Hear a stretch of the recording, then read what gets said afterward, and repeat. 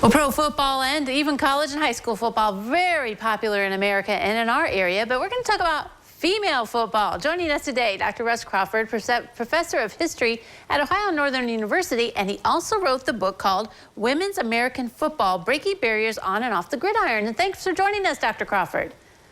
Well, thank you for having me. Okay, so first of all, how did you get the idea to write a book about this? Because it's not something that most of us think about as a female football.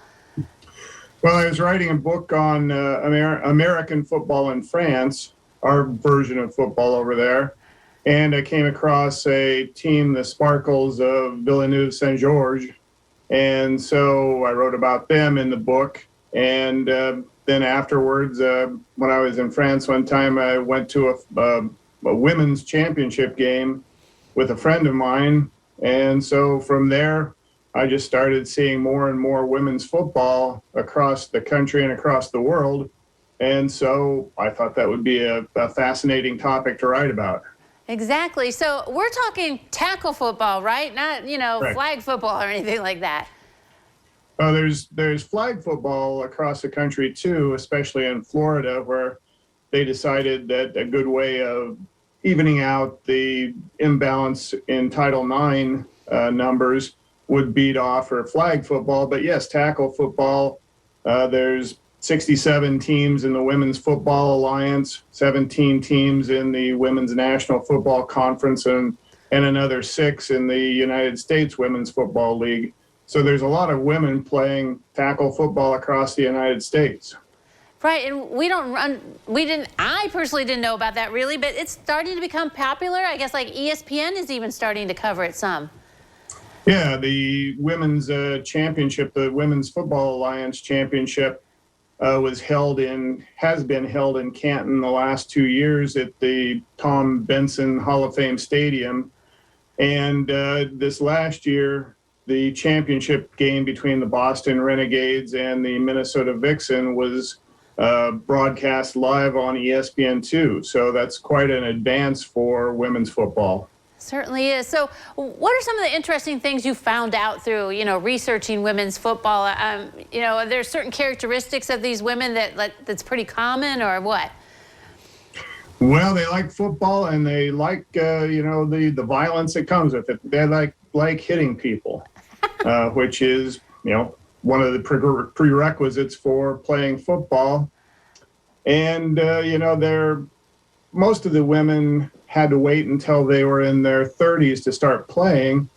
And so they love football like a new convert to a religion. They're very, very gung-ho about football.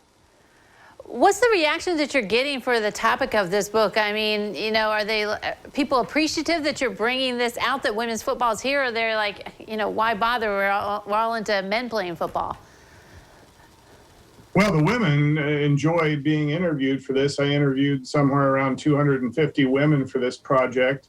And, they love getting some attention, because in the general run of things, they don't get much attention. They play, for the most part, in obscurity, depending on the location.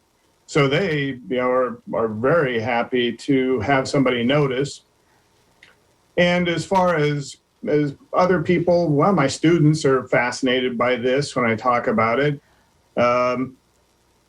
Most people are surprised, as you were, that women play there. Whenever I go to an event, whenever I take an Uber or cab or something like that, I always ask the driver if they know there's a women's football team in the area, and they no, never heard of it.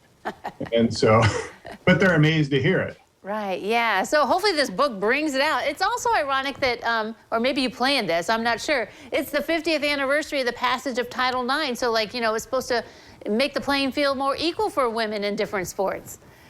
Yeah. No, I didn't plan it. It's just a happy little accident, as Bob Ross would say. There was no foreplanning, but it's good that it came out this year. Yeah.